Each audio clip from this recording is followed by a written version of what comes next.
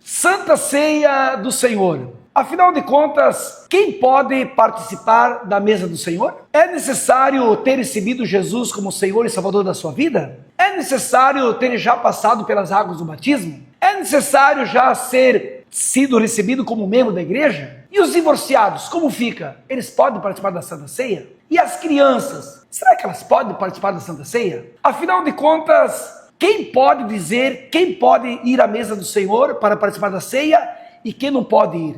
A igreja local tem essa autoridade de dizer quem pode participar da ceia e quem deve ficar fora dela? E se você desejar fazer a Santa Ceia na sua casa, você pode fazer a Santa Ceia na sua casa? É sobre esse assunto que hoje eu convido você a permanecer aqui no canal Socializando, porque nós queremos trazer luz sobre esse assunto.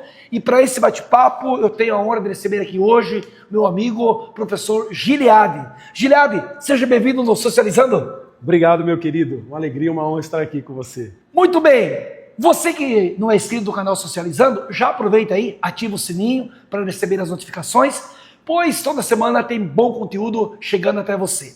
Quero agradecer também hoje aos meus 13 mil inscritos no canal Socializando e de forma especial aqueles patrocinadores que todo mês investem nesse projeto. Obrigado. Professor Gilead, a igreja cristã, a igreja católica, ela tem 7 sacramentos.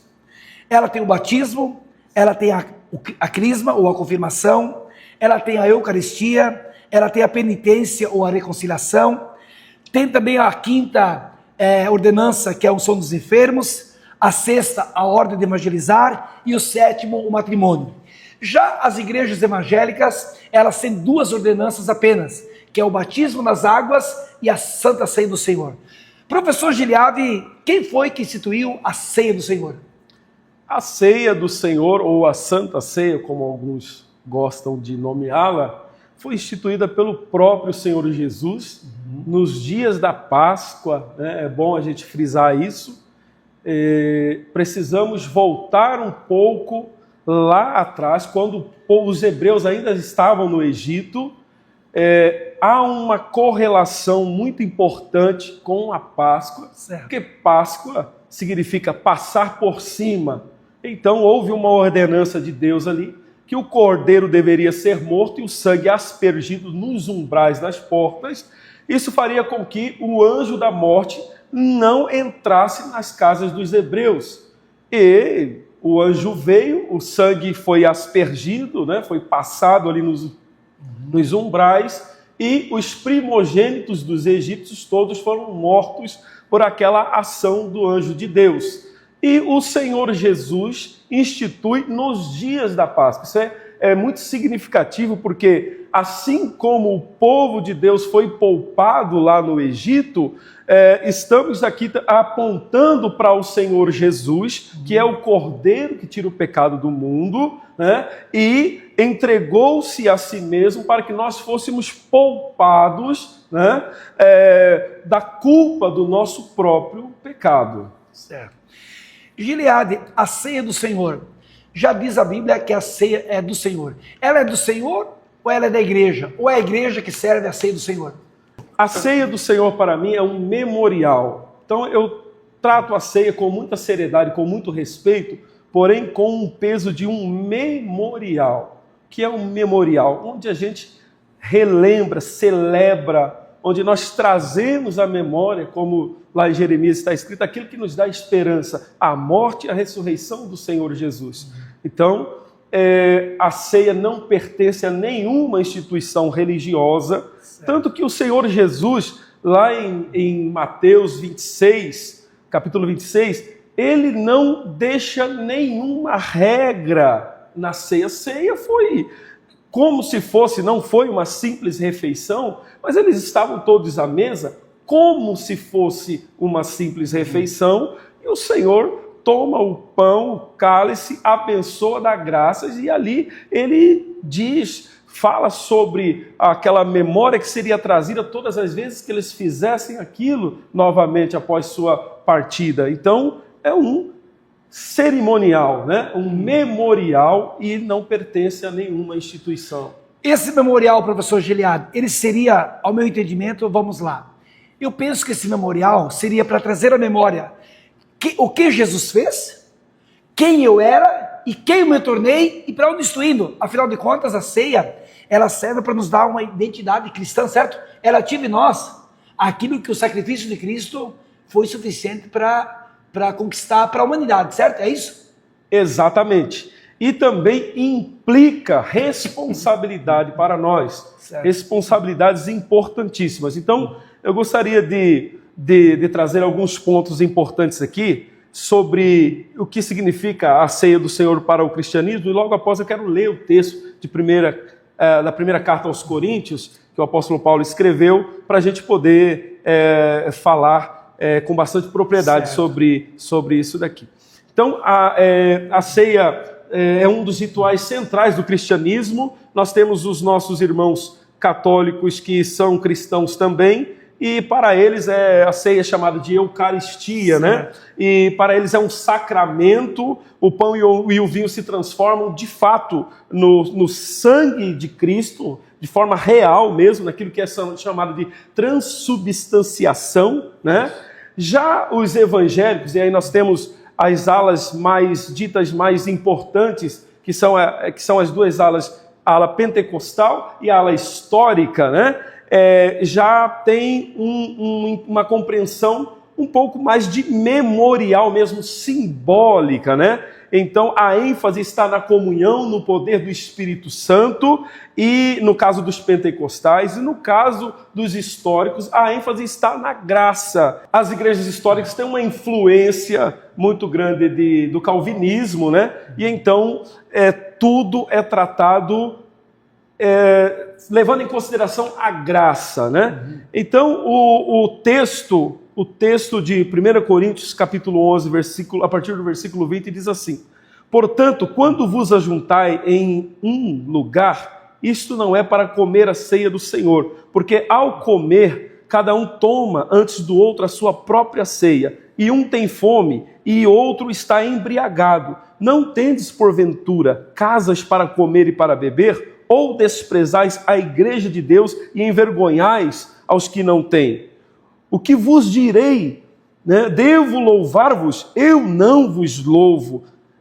Paulo está advertindo a igreja de Corinto, porque há aqui uma clara divisão, né? Um problema sério dentro da igreja, onde a ceia se transformou numa espécie de ambiente onde eles desfilavam suas competências, suas possibilidades, enquanto outros não tinham nada para comer, uns se embriagavam, outros comiam seus banquetes e outros passavam necessidade. Então, em primeiro lugar, nós poderíamos dizer que a ceia do Senhor, ela é a festa da comunhão.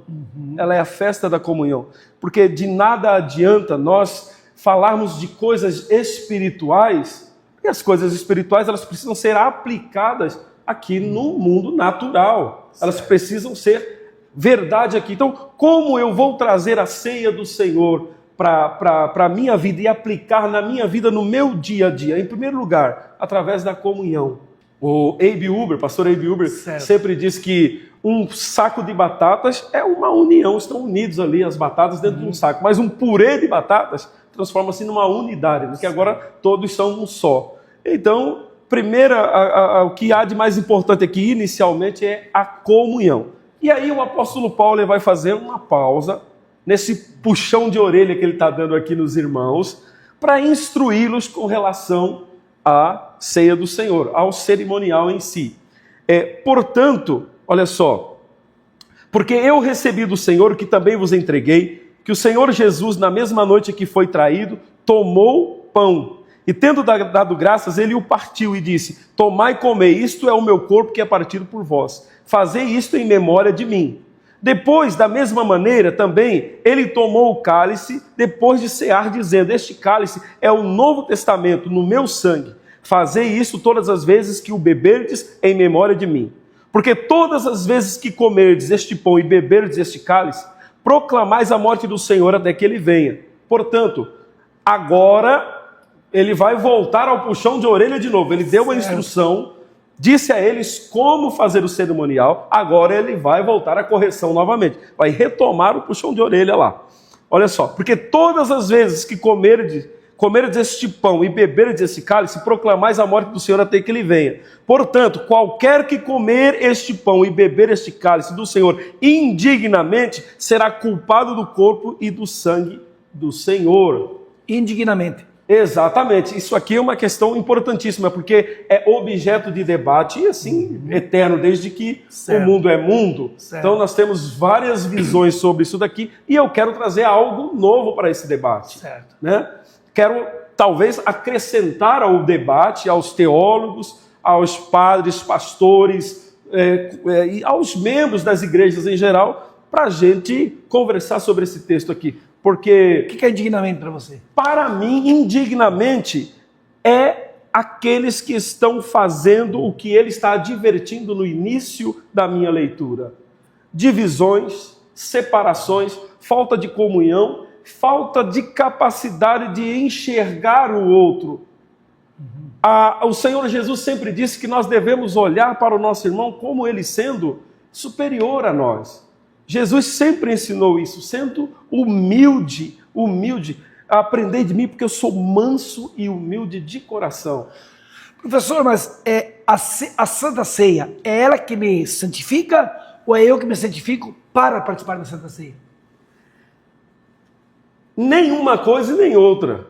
Porque quem nos santifica é o sangue do Cordeiro que foi, Certo. né? É a palavra de Deus que nos santifica. Vocês já foram purificados pela palavra. Então, a ceia do Senhor, ela é um momento de nós pormos em prática aquilo que já é realidade dentro de nós. Então, é um memorial, assim como o batismo, aquilo ali fala daquilo que já é uma realidade dentro de mim. Eu te pergunto porque a gente é cristã há muitos anos aí, e no decorrer da vida cristã, a gente tem visto pessoas que, por ter cometido algum ato infracionário, um pecado, né? Sim. Elas se retraíram e não participaram na mesa do Senhor. Ou seja, elas entendiam que precisava passar um certo X tempo, né? Sim. Ou estava indigno para participar. Sim. Então, ao seu ver, existe um tempo que a pessoa precisa amadurecer, consciência, ou realmente é o sacrifício de Cristo que habilita a pessoa? Muito bem, vamos, por muito tempo, eu cheguei a presenciar isso, e aí eu falo, não criticando, até porque Certo. quem sou eu para criticar alguém, mas eu já vi muito acontecer de a ceia do Senhor ser usada como objeto de punição, separação e até de alienação também e de culpa, né? Ao invés de ser um momento de nós celebrarmos o perdão, a comunhão, a misericórdia, o sangue de Cristo derramado, o sacrifício que o castigo que nos traz a paz estava sobre ele, ele tomou sobre ele o castigo que era nosso. E muitas vezes a ceia do Senhor foi usada como objeto como uma forma de constranger as pessoas. Em dias de ceia, muitas pessoas eram coagidas a se apresentarem diante da comunidade e ali confessarem os seus pecados diante de todos, assim, numa situação constrangedora, o que eu não acho realmente que é o melhor caminho, né? Por exemplo, professor, eu estou me lembrando aqui de Judas. Veja bem, Jesus, a participar da ceia, a última ceia, ele sabendo no seu coração que Judas iria traí-lo, ele fez questão de não excluir Judas. Ele poderia dizer, não, você aí, segura a onda aí, porque você vai me trair daqui a pouco, você não está digno. Sim. Mas eu vejo um Jesus que incluiu principalmente Judas. Ou seja, você aí que é pai, se o seu filho cometer algo infracionário, desobedecer você deixa ele fora de uma refeição? Você, a hora da janta, do almoço, você fala, filho, você não vem almoçar com a gente, você não janta com a gente, porque você cometeu algo que me desagradou. Ou você faz o contrário, filho, realmente o que você fez não está correto, você vai mostrar para o filho, mas você é bem-vindo à mesa. Ou seja, então a ceia, professor, ela é um objeto de inclusão? Com certeza, né? E muitas vezes interpretam de forma equivocada a questão de comer indignamente, porque indignos somos todos nós. Quem de nós pode se apresentar digno diante de Deus nenhum de nós pode se apresentar digno para nada diante de Deus. Então, para mim, ao meu ver, nós nos tornamos, nós nos entregamos à indignidade quando nós não discernimos o corpo de Cristo. O que é discernir o corpo de Cristo? É discernir a igreja, as pessoas. É ser misericordioso, é ser amoroso, é ser compassivo. E aí as pessoas também, geralmente, confundem o que é amor. Porque, veja bem, onde tem amor tem ordem, onde tem amor tem regra, onde tem amor tem zelo, tem respeito, onde tem amor, os frutos do Espírito Santo, eles florescem. E os frutos do Espírito Santo são exatamente isso que eu acabei de falar. Né? Então veja bem. Naturalmente, flui naturalmente. Exatamente, né? Olha só o que diz o texto. Porque aquele que come e bebe indignamente, come e bebe condenação para si. Isso eu creio que não se trata de pecados corriqueiros que nós cometemos. Para mim, o apóstolo Paulo está sendo bem claro aqui com relação a igreja de Corinto está sendo omissa para com os mais pobres, os mais necessitados, né? E ali no seu contexto haver uma ceia, uma comunhão completamente equivocada, onde o ritual é mais importante do que as pessoas. Em momento algum, nós vamos ver o Senhor Jesus tratando um memorial, tratando um ritual, tratando seja lá o que for, como sendo mais importante do que as pessoas. Muito interessante. As pessoas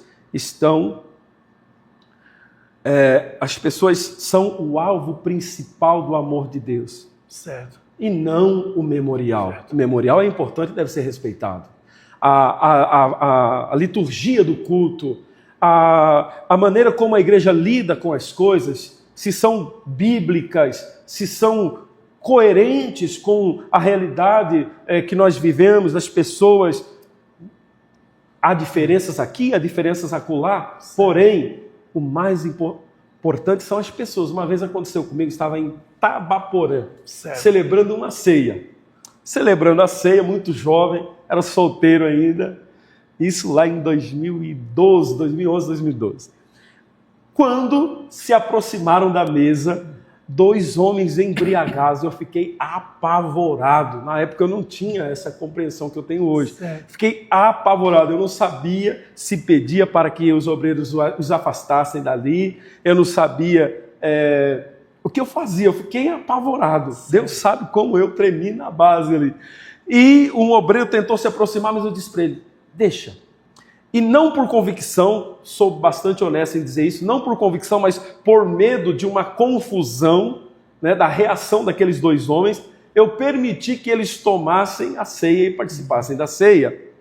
Mas eu tive muito medo da repercussão no dia seguinte, do que as pessoas diriam, ou seja, eu não tinha convicção sobre aquilo, como lidar com aquilo. E hoje eu sei que, depois eu fiquei com medo de punições para eles, punições para mim. Será que Deus vai fazer? Será que Deus vai mandar um meteoro na minha cabeça? Será que Deus vai mandar um meteoro na cabeça deles? O que vai acontecer? Não vai acontecer nada. Vai acontecer que Deus é misericordioso. Obviamente, professor Gilberto, se a pessoa puder, desde que ela queira estar ali congregando, participar por todos os processos, isso é importante.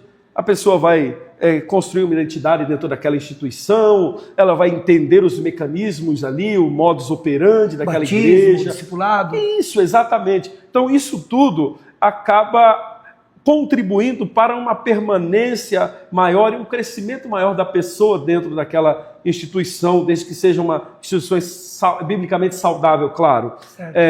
Mas numa situação dessa, você está celebrando a ceia, chega alguém, se prontifica a participar, a ceia não é minha, a ceia não é sua, não é de igreja nenhuma. Então, na minha concepção, e aí vocês podem colocar nos comentários aí, né? Claro. Acrescentar aí as ideias de vocês, que vocês pensam sobre isso. Na minha concepção, na minha ideia, não tem problema algum. Deixa a pessoa participar. E se ela se interessar depois por todo o processo, vier perguntar, aí você ensina, explica, gasta todo aquele tempo necessário, investe aquele tempo, né, necessário. Com relação a comer, participar da ceia do Senhor indignamente, eu me lembro que quando eu era jovem, eu ia para a ceia, e lá na ceia era aquele momento de autoflagelo, onde eu orava a Deus, e a minha oração é uma oração pesada, uma oração triste, amargurada, uma oração angustiada de alguém que carregava muita culpa. Então eu ficava ali, Deus, por que eu fiz isso, por que eu fiz aquilo? E eu achava que isso era examinar-me a mim mesmo e se arrepender. Mas isso eu aprendi que não é arrependimento. Isso é você ficar remoendo o pecado. Então eu quero dizer para o nosso ouvinte, o nosso telespectador aí, que você pecou, você errou, você cometeu o pecado aí, como nós todos cometemos aqui. Quando você reconhece o seu pecado, você pede perdão a Deus, o perdão é imediato. Agora, o arrependimento é um processo, porque arrependimento não é chorar apenas pelo pecado. O choro até pode fazer parte. Você se sentiu constrangido, pessoas sofreram por causa do teu pecado, você sofreu por causa do teu pecado. Então é normal que às vezes a pessoa se sinta constrangido, chateado, triste e até chore. Porém, o mais importante nesse processo é perguntar para Deus e ao Espírito Santo de Deus, como eu faço para não voltar a repetir isso dessa maneira? Esse é o processo. Não adianta eu ficar chorando pelos meus pecados. Eu vou ficar chorando até quando? O Senhor Jesus já se fez sacrifício para nós exatamente para nos dar a possibilidade de nos arrependermos e não sermos escravos do pecado. Então eu sou pecador, você é pecador, mas nós não somos mais escravos do pecado. Isso quer dizer o quê? Que nós podemos vencer o pecado. Se nós podemos vencer o pecado, então eu confesso o meu pecado a Deus e eu sigo feliz, sigo alegre, sigo contente, agraciado por Deus, sabendo que Ele me perdoa. Agora, há um processo que precisa ser feito, isso é em oração, isso é em leitura da palavra, isso é com irmãos e amigos que podem ser um espelho para você nesse processo, e aí você vai se arrependendo, porque se arrepender não é ficar triste por causa do pecado apenas, vai muito mais além. Se arrepender é deixar de praticar praticar as antigas práticas, é encerrar o ciclo.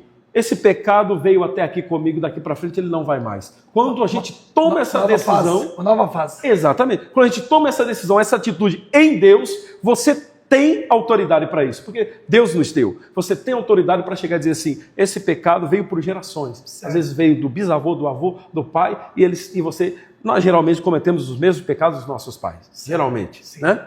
Então, nós temos autoridade em Deus, pelo sangue de Cristo, de dizer, em mim parou. Em mim isso não vai continuar. Senhor, me dê graça, me perdoe, eu não quero mais cometer isso.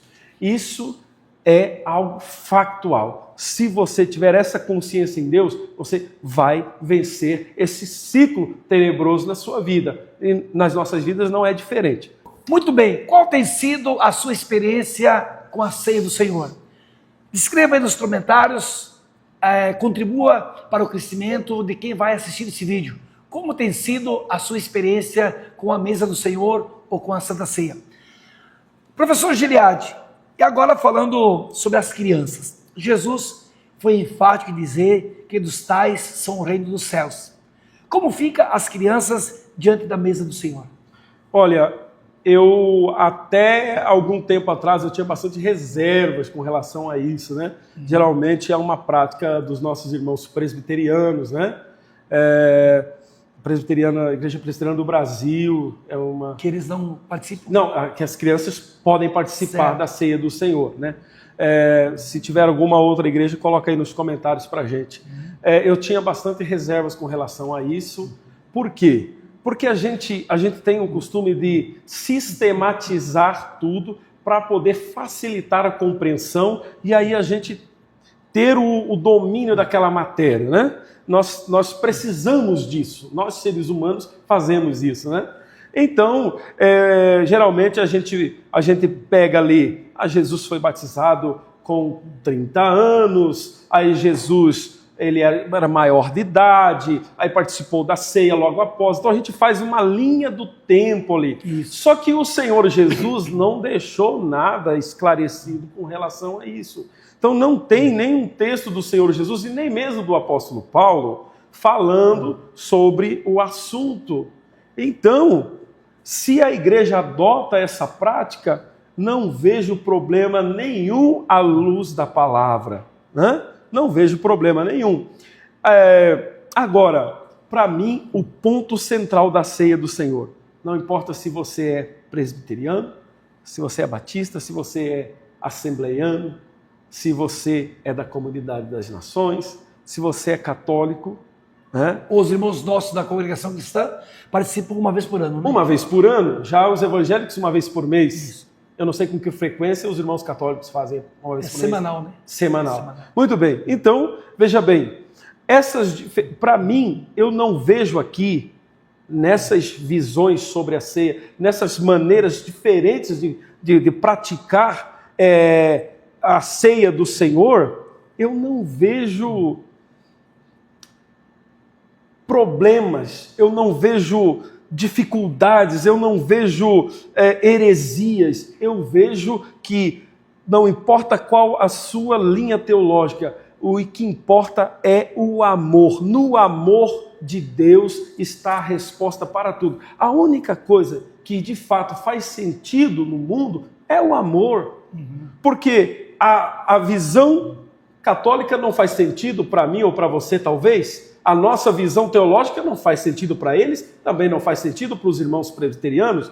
Então, se a gente ficar no campo das ideias teológicas, ao invés de nós amarmos uns aos outros, nós temos aqui não um objeto de crescimento e de amadurecimento espiritual, nós temos um objeto de divisão.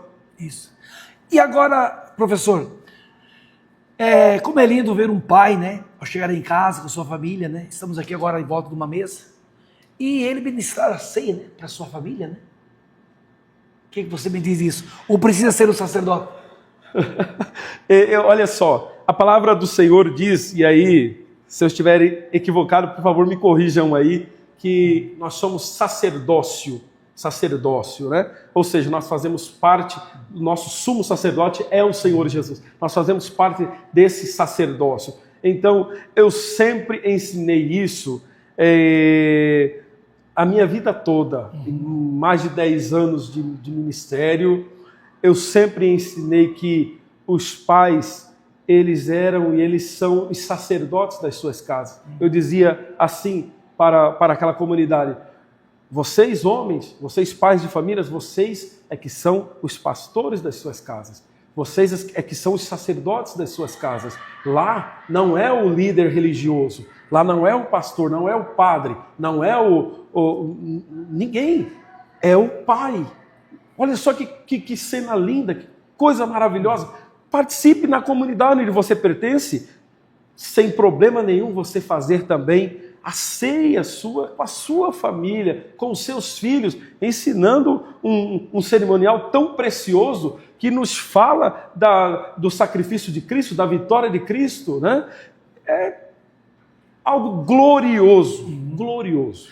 Então, quer dizer que se eu participar na minha casa hoje, eu for no culto amanhã em um local, tomar a Santa Ceia naquele local, e à noite for em outro local, quanto mais tomar ceia, trazer a memória, isso melhor. Quanto mais melhor, né? E se o nosso coração estiver alinhado com a vontade de Deus, com a palavra de Deus, com o amor de Deus. Olha, se tem uma forma de amor que nós estamos carentes nesses dias, é o respeito. Respeito. Respeito ao que pensa diferente, respeito à teologia diferente, respeito ao cerimonial diferente, respeito ao que tem uma conduta diferente daquilo que eu acho moralmente legal, né? Eu não preciso concordar com tudo, eu não preciso replicar aquilo na minha vida, mas as coisas que eu não concordo para mim e para minha família, apesar que eu não tenho controle sobre a minha família também. Certo. Nós pensamos que temos o controle, mas não temos. Então, mas eu preciso respeitar. Então, respeitando a cada um de acordo com a sua maneira de pensar e de agir, estando com os irmãos de diferentes ideias. Faço a minha ceia na minha casa, aquele que faz uma vez por mês, faça uma vez por mês, mas seria tão bom se a gente pudesse fazer todo dia, por que não? Isso é bom, né? Significa, né? Por que não? Qual o problema de fazer todo dia? Qual o problema de fazer uma vez por ano? Qual o problema da ceia do Senhor ser um cerimonial? Ou qual o problema de eu olhar para aquilo e crer pela fé, ver aqui a carne de Cristo, certo, ou o sangue de Cristo? Eu não vejo, não tenho preconceito com relação a isso, não vejo problema algum nessas três visões cristãs da ceia do Senhor. Agora, professor, falando em pão, né? Jesus usou o pão e usou, então, o suco da uva ou o vinho, né? Que são os dois elementos. Agora eu te faço uma pergunta. Quando nós falamos em pão, nós estamos falando de um alimento universal. Sim. Principalmente nós no mundo ocidental. Agora vamos imaginar que existe lá uma tribo indígena ou numa ilha. Nós temos muitos arquipélagos hoje no mundo, né? Imaginamos alguém que não conhece o pão. E essas pessoas, que são milhares de pessoas, milhares de ilhas no mundo, né? E essa pessoa nem conhece um pão. E essa pessoa se converteu. Então, será que nós poderíamos, talvez lá numa ilha X, o alimento principal não seja um pão, seja um peixe? Então, se fôssemos traduzir a Bíblia lá para aquele pessoal, poderíamos dizer assim, ó, Jesus, em vez de dizermos que Jesus é o pão que desceu do céu, Jesus é o peixe que saiu da água? Com certeza. Se é o alimento principal? Com certeza. Daquele povo? Não é o pão em si, é o objeto que Jesus estava se referindo aqui, aquilo que me sustenta todo dia. Então, se eu não me alimento de pães, não conheço pães, sim, eu só como peixe lá numa ilha, eu posso então usar isso? Ou tem que ser o pão e o... Eu quero até te contar uma experiência que eu tive nessa mesma época. O obreiro novato, ele por isso que a Bíblia diz por cada coisa. Neófito, né? Eu conheci um pastor e ele é meu amigo até hoje, um homem de Deus, tenho todo respeito, todo carinho por ele. Mas ele incutiu, e me fez incutir também, que a gente só podia fazer a ceia com pão ázimo, que é aquele pão sem fermento, e a gente não encontrava esse pão em lugar nenhum. Alguns falam pão sírio, né? Sim. E a gente procurava esse pão aqui no Brasil, não encontrava esse pão de jeito nenhum. E quando encontrava, o pão assim, muito levinho, eu falei, isso aqui tem fermento, né? E a gente incutiu na nossa cabeça que tinha que ser o pão sem fermento. Sim. E aí, vamos fabricar o nosso próprio pão, então. Eu fui fabricar esse pão, isso ficou parecendo um pedaço de madeira, que ficou tão duro. Sim. E por algum tempo eu usei aquele pão, né, que eu mesmo fabricava lá em casa, sem habilidade nenhuma para panificação, né? E graças a Deus esse período passou. Mas olha só onde nós estamos indo, né? Como a graça do Senhor, ela é abrangente. Como o amor de Deus é abrangente. Obviamente que se numa situação dessas, o peixe, ele é o alimento principal, ele vai servir, obviamente, para a ceia do Senhor. Não tem o suco de uva, vai o suco de laranja, vai o que tiver lá, vai a água, vai o que tiver. O importante uma vez, até mudando um pouquinho, mas no mesmo sentido, havia um questionamento entre os irmãos com relação ao Natal. Alguns diziam, mas o Natal não é em dezembro. De fato, não, Jesus não nasceu em dezembro mesmo, né? Foi mais ali para o meio do ano, tal, né? Próximo ao meio do ano. E aí virou aquela confusão. E um pastor batista trouxe uma compreensão para todos, assim, uma ilustração, uma forma que foi simples e todo mundo entendeu. Disse assim, olha, se a minha filha fizer aniversário de 15, 16, qualquer idade, e o dia cair numa quarta-feira, por exemplo, eu não vou fazer o aniversário na quarta-feira, vou fazer no sábado ou no domingo. Então o mais importante não é a data, é o aniversariante. Certo. É ou não é? Boa. Isso trouxe pra gente... Nossa, estamos aqui numa situação completamente desnecessária. Para que a gente ficar tratando desse assunto aqui? Então, a mesma coisa, o mais importante é o sacrifício de Cristo, que Ele fez por nós. Isso é o mais importante. mais importante é esse amor que foi derramado em nosso favor. E falando do pão, importantíssimo, porque quando o pão... o pastor Paulo Borges Júnior fala isso de uma forma... Eu amo aquele pastor. Ele disse assim, quando o pão é partido, o Senhor Jesus está dizendo assim, eu estou partindo o meu corpo por vós, mas não é para vocês ficarem aí felizes, contentes, e porque eu fiz isso por vocês apenas. A partir daí é para vocês fazerem a mesma coisa. Assim como o meu corpo foi partido em favor de vós, vocês repartam a si mesmos e o que vocês têm uns com os outros. Certo. Né? Então, a ceia do Senhor, ela nos traz um grande privilégio, uma grande graça, mas ela também nos traz uma responsabilidade. Né? Ela nos lembra de que o amor do nosso Deus é um amor sacrificial. E no mundo que nós vivemos hoje, nós estamos cada vez mais atarefados. Nós somos a sociedade do cansaço. Estamos sempre fazendo alguma coisa, muitas vezes nos sentimos culpados em descansar, porque a gente tem que estar sempre a sua melhor versão amanhã, porque depois a sua melhor versão, o cara fica louco com esse negócio de melhor versão. É uma loucura isso. E aí você vai se triturando a si mesmo, né? E aí falta tempo para a gente olhar ao nosso redor. Falta tempo para a gente enxergar a nossa volta. Falta tempo para a gente poder sentir a dor do outro, para a gente poder mostrar compaixão. Não, nós não temos capacidade de resolver o problema de ninguém, mal a gente resolve o nosso próprio problema.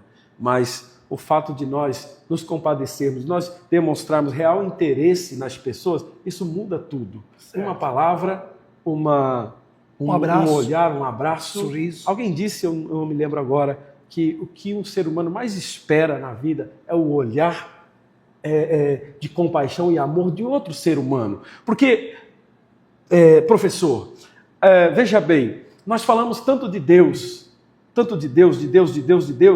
e parece que a gente precisa de fazer um seminário de como lidar com Deus. E lidar com Deus é muito fácil. Pai. Sim. A questão nossa não é lidar com Deus, é lidar com nós mesmos e com o próximo.